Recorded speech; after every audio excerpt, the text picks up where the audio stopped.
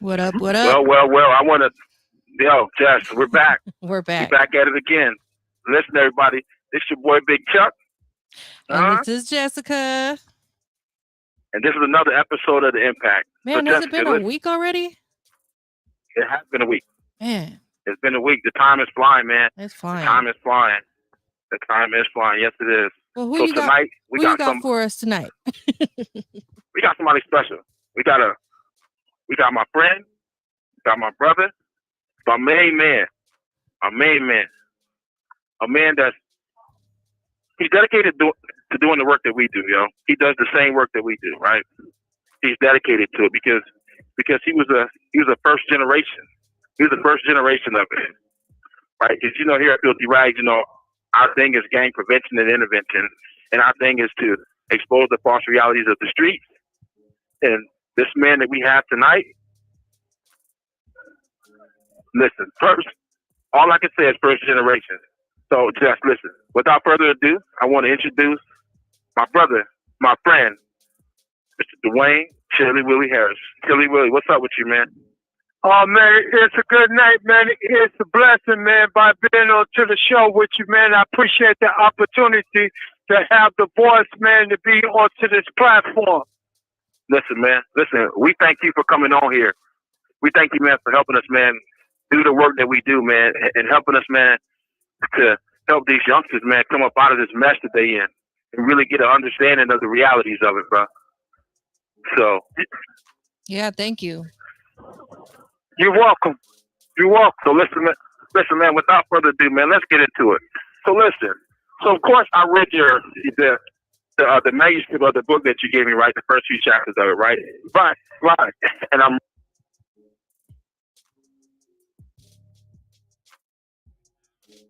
you're from Massachusetts. You're from Boston. We had a technical difficulty. The phone cut out. So you said you read the first 3 chapters of his book and what?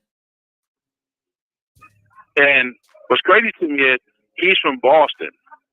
So we're going to talk about how you went from Boston and ended up to Washington, right? All right. So let's start at the beginning. So how did you even come to be? Let the people know how you became to be who you are. Like, what was it? Like, when you started going into the juveniles, when you first went to juvenile, when you first started getting into the mix of all of the, criminal activity. What got you into all that? I come from a background of middle class family. So one day when I say that, my mother, she was struggling at times inside dealing with us because she had 12 kids. So I was the youngest of that 12. So I didn't get to be around my other brothers and sisters at that time. So when my father was never home, he was absent. So I started running the street. I started running the streets when I was between 6 and 7. So really, at that time it was 6 and 7 because my first incident with the court was I was between 7 and 9 because I was acting out in school. So my mother couldn't deal with me because of my mental health issues. So by acting out, so I had to take pills and stuff like that. So to calm myself down. So to make a long story short, I started being inside the criminal justice. So they turned me over to the courts. So the courts became my mother and father. So when the courts became my mother and father, I went to youth service board. I went to Halifax. I went to different things. So I started getting kicked out of school because the teacher didn't recognize the symptoms. She didn't understand what was going on with me. So they didn't want to deal with me. So I was getting kicked out of all the Boston schools. So at that time, they put me in foster homes. So I was in youth service. So I was in foster. So they didn't want to deal with me no longer. So they let the system deal with me. So when the system was dealing with me, they didn't know how to deal with me. So to push further, I was 16, 17. So my sister told me, she said, let's go and visit my older brother. My older brother is in California. So I went to California. So when I went to California, that's where I met Big Chill. I met him in California. But then I came to Washington State with my brother. That was between the 80s, early 80s. So look, so let's back up for a minute. Let's back up for a minute real quick. So when you were between the ages of 6 and 9, what year was this? Oh man, that was the early 60s to 70s. Okay, so this is before they even had any understanding of mental illness or what it even looked like in school. Before a teacher was even equipped to even diagnose and say, "Hey, there's something more going on with this kid than just maybe just acting out." This was way before then, right? There you go. So okay, they was giving out Ritalin then, Ritalin. They call Ritalin to calm you down. So I had to take a bunch of them when I was a kid. Okay. Yeah. No, okay. So you went from Boston and you went to California and then you came to Washington. There you go. There you go. I came to I joined the Crips in California. So when I got into the gang life, I got inside the gang life when I was 16. So I came into the gang life when I was 16. I never entered Washington until I was closer to 19 years old. I came here like 82. Okay. So you went from Boston. You went from Boston to California, and then you stayed in California for a while. Yes, I stayed there. Yes, and then I came to Washington. That's how I got here. Yeah. So what was Washington like when you first came here? Because so from reading your book, right? So by now you done been to plenty of group homes. You done been to juvenile. You know what I'm saying? You might even touch prison a couple times. So now, what's your mind frame like when you're like, okay, listen, I'm cripping. I'm going to this new state and go. So when I got it, because you got to remember, I was smoking Sherman. I was drinking. I was doing so much because there was so much of struggles that I was dealing with, and no one understand my struggles. So I was so much behind the guys that pimping, playing, hustling, and all of that. So those was my role models. Those was the people that I was looking up to. Yeah. I wasn't looking up to nothing. Wasn't into that gang life. So that gang life was my life. That was the only original family that I know. I didn't know nobody else. Yeah. Even my own family, I separated myself from them. Yeah. Well, that's heavy, man. Because so people might not understand, man, that sometimes like, your pseudo family, which is your gang or your hood or whatever you're from, that becomes your family. And your big homies become the people that raise you. They become your role models, and they be the ones that you want to, they be the ones that you want to be like. Because for a young man who don't really know who he is, right? If somebody tell you, hey, listen, this is who you are, and then you take on that persona, right? Yeah, you're correct.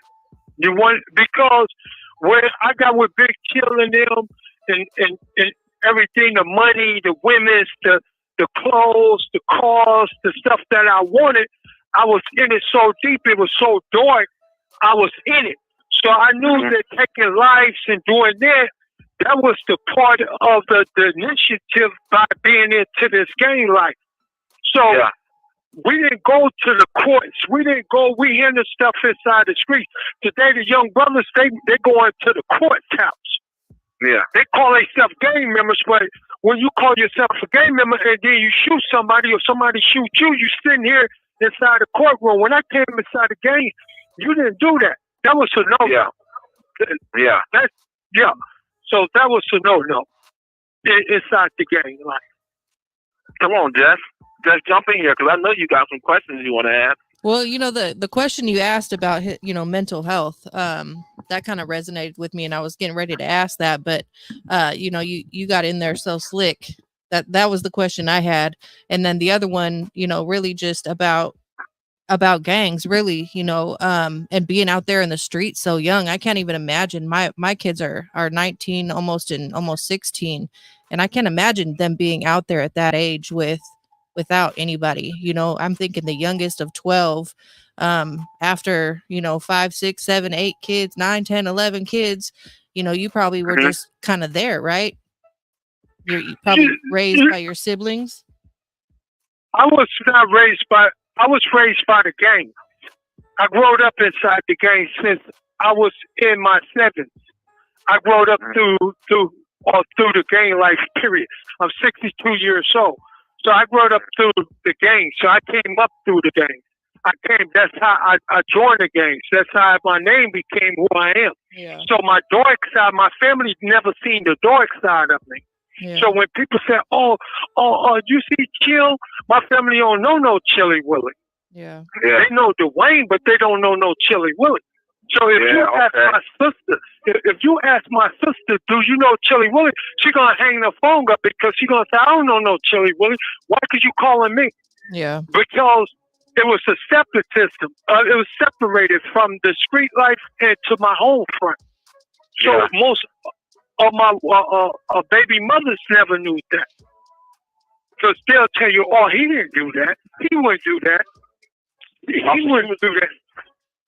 You was really living a double life, so to speak. You know what I'm saying?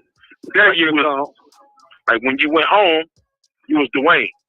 There when you was out on the streets and it's time to handle business, you Chilly Willy. There you go. And that's crazy, man, because you have to have an alter ego, right? In order to be able to do the things that you do and be who you are. And so how do you turn that off? How do you turn it off? It was the drugs. It was the drugs. It was the alcohol. So when I wanted to protect my family because I seen way I was coming up. So I wanted to protect my daughters. So I protected them, but not bringing people around them. So people didn't never know who my homies didn't know who my family was. Okay. I never took them around them. Yeah. So you kept your private life was completely private. There you go. So I kept everything separated, but the demons, the hate, the anger, all of that was there. So when I left the house, when I left the house, people said, "Oh, he's not the same person that I know." Yeah. Because inside the streets, I was ruthless. I was violent. I did it all. Yeah. So you did that out on the streets, and then you came home and you were just living like a normal life with your family, right? There you go. Because they would ask me, "What's wrong with you?" I say, "Oh, my ulcers." But I've been smoking sherm. She'll say, "What's wrong with you?" I say, "Oh, my ulcers or something." Well, I said, I think it's that medication they gave me, but I be smoking sherm. So I went to Harborview like 8 or 9 times for a sherm. I had to get my stomach pumped. I had to get stuff done because I stayed on water so much. I was just inside the street so much. I didn't have the thought of being, if first somebody, I put it this way, if first somebody cared about you or loved you, I took care of you. If I didn't care about you, didn't know you, I'll take you out. That's how I thought. Yeah. I didn't have no remorse. Go ahead, bro. Go ahead. No, you go ahead. Go and finish your statement. I didn't have no remorse. I didn't have no feelings. I didn't have nothing to care about you, period. So I didn't care about if I shot you, if I hurted you. I didn't have no love. I didn't have nothing. So if you wasn't my homie, or you wasn't my friend, or you wasn't my loved one, you wasn't nothing to me. That was period. Was this a part of your gang persona, or is this part of drugs, or is it kind of a combination of both? It was the combination of both, my drugs and my gang. Yeah. So I see you went to prison in what was it, 90, 98, 99? Yeah, I came to prison in 99. And was it soon after that, or how long did it take you to start realizing that, you know, maybe you made some mistakes, or, you know, changing your life? How did, you know, I know, like, you're not the same person today as you were back in 98, 99. I know that. So what did your transformation look like? How did that start? How long did it take? And how did you become who you are today? I was inside the hole, and my mother passed when I was inside the hole. So my grandmother told me, she said, "We can't come up there. You acting like an animal. So you wants to tear up stuff. You wants to do stuff, and no one could steer you, because I did 5 years inside the hole straight. So I was fighting with the COs. I was acting out, and you know, the hands of God just reached it in one day. I was sitting down with a white dude. He said, you know, if you get an education, if you stop walking around here like a mad animal, maybe you could change something. So I was just sitting there one day, and a brother named Khalid, he's here with me, and he told me, he said, hey, young brother, he said, why don't you get your GED? So I went and got my GED and stuff. So that's when the doors started open to me. So I said, Lord, well, what I'm going to do? Because I got all this time. So I wanted to know what I was going to do. Because I had this anger. I had this madness. What I'm going to do with it? He said, why don't you write it? Yeah. So I started writing. So writing became my outlet. So I stopped going to the hole. I stopped getting the write-ups. But I had to have something where I could put my anger at. So my anger went into my writing. You have 1 minute left. Yeah. And that's where it went. Hey, hold on, no. Stay on, because I'm going to call back. So, Chilly, listen. When your phone hang up, just call right back, all right? Yeah. So just keep going, and I'm going to call right back. You guys are both going at the same time. Okay. All right. Hey, so listen. Chilly, hang up and call right back, yo. So we not finished. Okay. We got some more to do. Yep. All right. All right. All right, brother. All right, brother.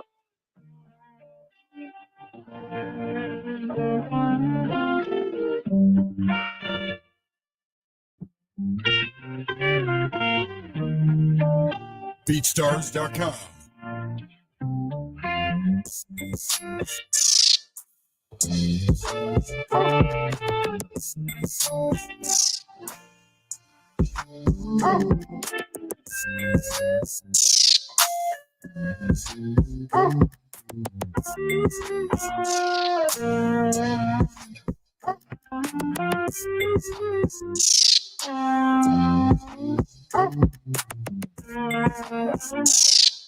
BeatStars.com.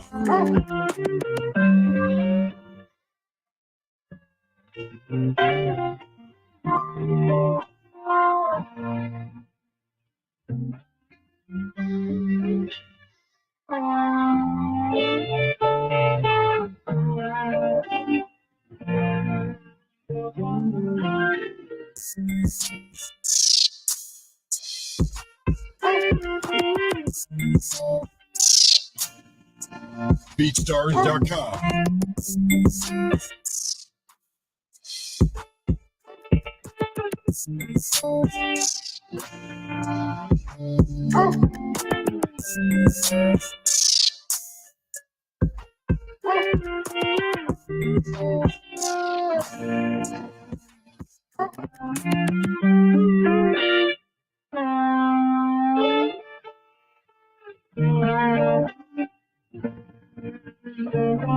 BeatStars.com.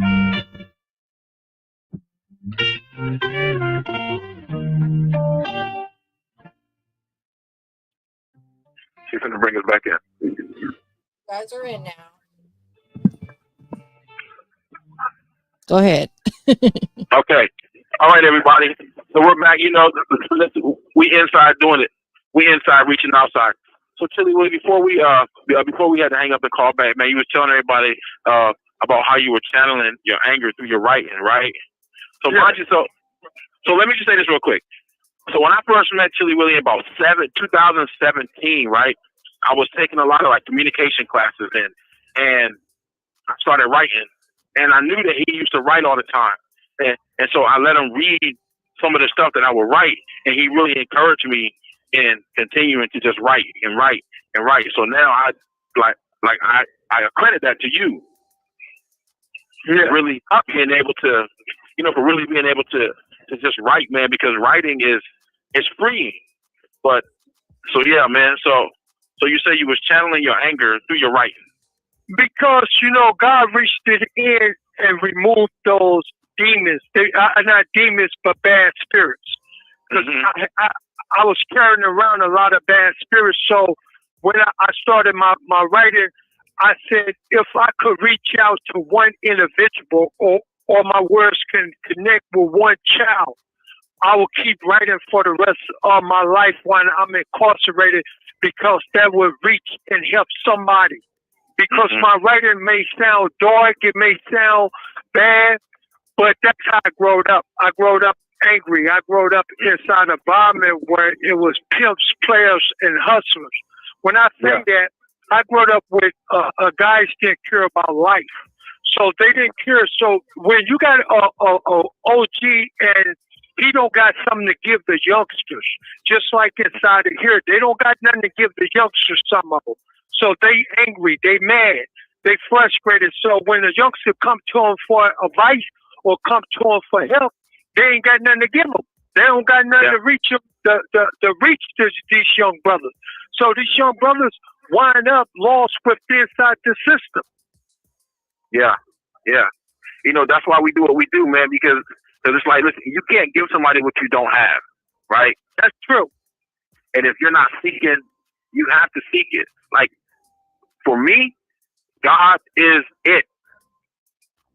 If you don't have God in your life, your life is lost. Period. Cut and dry. And that's exactly how I feel about it, right? Because God is going to be your guiding light. And so, like I said before, man, I know that you are a phenomenal writer. Like, for anybody who doesn't know, this man writes. He writes books. He writes for colleges. Like, it tripped me out when he showed me all the papers and stuff that he writes for colleges. He writes for everything. Like, people do studies on the things that he writes. Like, he's a phenomenal writer, man. And it's important, man, for you to continue to do what you do, man, because your writing, it does help people. Because there's somebody out there, man, who's going through something, and they think that they're the only one going through it. But through you explaining your life and writing your life, man, it helps somebody. It helps some of these youngsters be like, hey, man, somebody understands. You know what I'm saying? Right. I tell a person I might not be good with speaking, but my penmanship is you would never tell the difference. You would think that you were talking to a professor in paper. But when it comes to speaking, I have a hard time speaking because I still have that way of when I express myself, is still that anger in there, because I hated the situation that I put myself in today. So today, if first time God didn't reach me, I wouldn't be who I am today to help the other youths. I wouldn't be who I am today to help others. Yeah. Man, we trying to get this curriculum off the ground. We trying to get this class started, man. And we have a curriculum, man, that we wrote, man. And I'm hoping, man, that maybe one day you'll come along and be a part of it with us. It'll just help us, man. Because it's like we need help. Like, so we can do it, but we need the help of people who really understand what it is cats is really going through, right? And it's like, there's a lot of cats around here who say they're about this and they're about that, but they're not really about that, right? And so what we understand in Filthy Rags is that, hey, man, listen, I need to be able to identify with you in order to even to respect you. Because if I don't respect you, I'm not going to listen to you, right? That's true. Because that's how cats from the streets is. It's not about, what you say to me. It's about what you show me. That's true. Say that you're a stand-up guy, then you can say that all day, but you need to show me. And so, in my personal opinion, hey, man, I appreciate everything you do, bro. I love to read. I love to read the stuff that you write, man. I just appreciate you being you. Right. I don't mind sharing that material with cats I can write whatever y'all need me to help with, or stuff y'all want me to topics y'all got, or you can email me and I'll be glad to do that with you, brothers and sisters out there. You know, I believe one thing. Every youth need love. Every youth needs somebody to listen to them. Don't talk to me. Listen to me. Yeah. Because if you listen to me, you will get to understand me. Yeah. Absolutely. Don't tell me because it don't take money for you to have someone to reach out to. And most youth, they might be angry at first, but if you keep reaching that child and loving that child, it's like a dog. If you love that dog so much, that dog gonna give you that same love back. Even wherever he may be or wherever that child may be, he's gonna give you that love back. He got the same way you said. He gotta trust you. Yeah. Just like a baby. Trust. Trust is everything. There you go. Trust is everything. Trust is everything, man. Trust is everything. Come on, Jess. Where you at? I'm here. I'm listening. Okay. Yeah. Man, Chilly, man, you know, look. So now you're doing your writing, right? Yeah. Yes, sir. Tell us about some of the things that you've written. I wrote I got like 47 books, but right now they're not online because I don't have no one to really help me out.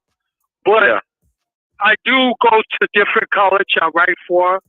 I talk about religion. I talk about education. I talk about reentry. I talk about many programs that I like people to understand what went on in my life, the darkness, the things that I've seen coming up in life, because I've seen so much darkness inside life. It got me where I am today. But I'm blessed because, you know, the Lord have removed that darkness. So my writing is my deepest outlet. You know, so my family, my sisters, I was blessed for them to visit me and stuff. Right now, my sisters, they getting older.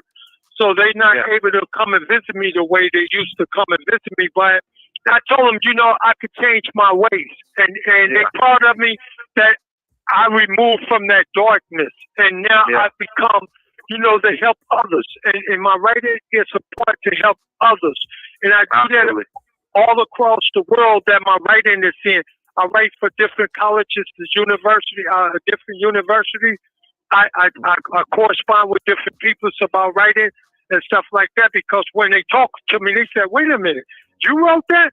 I said, yeah, I wrote that. He said, okay. Because when I talk, they be like, oh, no, he couldn't write this. He didn't do that. But, you know, but that's a part of it. But I am blessed, man, with God, man. And God is something that we all need, brother. And He moves mountains. Inside of here, you know, even inside of here, I go with the schools. In reality, I always ask my Father for another day on this earth. I used to pray. Somebody is praying for all of us, even in the gang life. Your mama, your sister, your brother. Somebody is asking God to keep you safe when you're out there doing wrong. Because I lost hundreds of homies. I lost them to the penitentiary. I lost them to the graveyard. I lost them to the wheelchairs and to the crutches. That's what the youth don't see.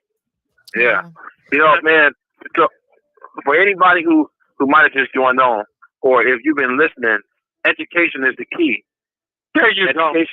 Education was the key to the change and the transformation that took place in his life. And education was the key to the majority of people's lives, man. Once you begin to learn, you begin to figure things out, that's when your transformation really starts. You know what I'm saying? That's what it's about, man. Because I went to, you know, inside my education, you know, I got my college degree and stuff like that for management and stuff. So, you know, that was a part of it. And I spent 20 years in various Muslim communities in different prisons. And one of the person was a real good help to me was Brother Khalid. He always educate me to think outside of the prison environment and take ownership of my own life and choices. And I respected him, and I develop it, and I deals with it every day outside, and I address all my own personal anger issues. So those are something that I looked in the mirror and found life in. This is life, not darkness. This is life. My education was light because it turned, I was lived in darkness. But when I started writing, I became into the light, and God gave me the ability to write. And no one can outwrite me when I want to write. Yeah. Now, you talked about. Sorry about. Go ahead. I didn't mean. Go ahead, Jess. Go ahead. I was going to ask. You talked about writing books, and some of them haven't been published yet. If somebody listening wanted to look at some of your work, or maybe buy a book of yours, where could they find it at? Most of the time, you could go to prisonfoundation.org, or you can go to Books by Crooks. That's another place. I got them in different universities in California, Penn State, prison system for prison writers. I got them for home. What it's called? It's called Clearance House Writers for Prisoners. So that's basically where they will be. Okay. And they mostly under Minister Khalil Muhammad or Chilly Willy. Okay. Yes. So what I wanted to touch on, man, is something that we didn't hit on, but it's the realities of it, right? So when you're in the streets and you're doing your thing and you're running and gunning and you're living and you repping and you represent, your hood, and you represent your family, you represent your partners. A lot of times these youngsters don't understand that once you get them cuffs on you, and once you stand in front of that judge and he give you X amount of years, they don't understand that your homie's gonna be there for you no more. I'll put it this way to you. When you run in those streets, you're scared. I'm scared. All my life I've been scared because I know that other car is coming around the corner. I know that other gang is coming around the corner. So I'm scared. That's why I stayed in drugs. That's why I stayed in most of that there. So when the police just come, you're scared. You know they're coming. You praying they're not gonna kick the front door in. You don't know where to go. You don't know where to reach to. You don't know who to ask for help for. Because once that you get caught up into this gang life, your homie's not gonna always be there. And people started searching for you to kill you, to hurt you.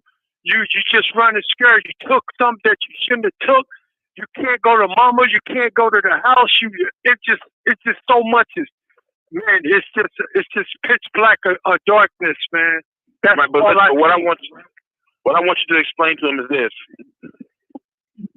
From the beginning, they say, man, we family, we homies, we families, we brothers. We live for each other. We ride with each other. Everything we do is about each other. But once you hit the penitentiary system and you ain't got no money on your books, you ain't got no money on your phone. You know what I'm saying? You hungry. What more times than not? What do the homies do for you? I love my homeboys, but they move on. They got their stuff to do. They got their family to live for. And they live what I'm trying to get to. They're living for their family. They're living for their kids. When you come inside this game, ain't nobody gonna be there. So I had to go home. I had to beg my sisters. I had to go home. I have to go home, man. Yeah. I had to go home and beg my sisters to help me. Or people got done wrong. People got done wrong. I had to go back and ask for help. Because when you locked up, ain't nobody here. You by yourself. Yeah. Your homies not here. The same people that you was out there doing everything with, you might have went and hit licks with them or put in work for them. But they're not gonna be there no more. Yeah, that's it. That's what I wanted to hear. And that's one of those false realities that we trying to expose right now, because it's like, hey, listen, man, nobody cares about you. Go ahead. No one, listen, I respect every all my homies. But I know when I join this game, you're gonna be by yourself. You're a loner. And when you come to prison, only person you got in here, if God forbid, he help you. And somebody, he sent some people to reach out to you because your mama gonna die, your sister's gonna die, your friend's gonna die. People that you know is gonna pass away. And even the cats inside here, they're gonna switch up on you. Even the cats that you've been knowing for years, they're gonna switch up on you. They won't give you everything. They're not gonna help you inside of here when you get in a bad situation. That's on you. So when people think about coming into prison, you coming into something. If God don't reach you or help you, you're in trouble inside of here. Yeah. Mm-hmm. Yeah. Those are the false realities, bro, that we be trying to help these youngsters understand. Like, listen, man, it's not what people say. It's not what it's cracked up to be. It's not what it's cracked up to be. You know. Let me tell you something. I cry many nights inside this cell. I struggle every day when I get up. I ask God to take care of my sisters because that's my only support group, bro. Yeah. That's it. And I cry every day inside here as a man. I'm a cold gangster, but I try to change my life because inside here, bro, you cry every day. I got 94 years. But when I think about stuff, bro, I try to ask God for one more day, but it's a struggle, man. Ain't nobody giving us nothing, man. My homies don't give me nothing. I got to work. I got to go to school. I got to educate myself. I got to take care of me. Yeah. And thank God that I got my family or I got some people that would support me onto the house. Absolutely. It's the struggle, man. It's the struggle. Absolutely. When you got a mother and you got a sister that love you, take that. Love them. Be with them. Because the gang life ain't going to be there when you go to this place. Yeah. Your mama got to help you. Your sister got to help you. Your auntie, your grandmother. And if you ain't got those, you by yourself.